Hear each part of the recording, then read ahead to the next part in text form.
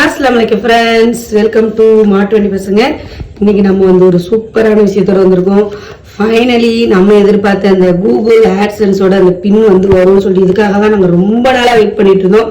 என் husband வந்து கேட்டுக்கிட்டே இருந்தாரு, வந்துருச்சான்னு. வந்துருச்சு. இந்த பின்னை வந்து நம்ம வந்து போட்டுட்டு நம்மளுக்கு வந்து ஆட்சன்ஸ் ஒரு வழியா ஃபுல்லா கம்ப்ளீட் ஆயிடுச்சு. நம்ம வந்து இப்பதான் அடுத்த கட்டத்துக்கு போகணும்.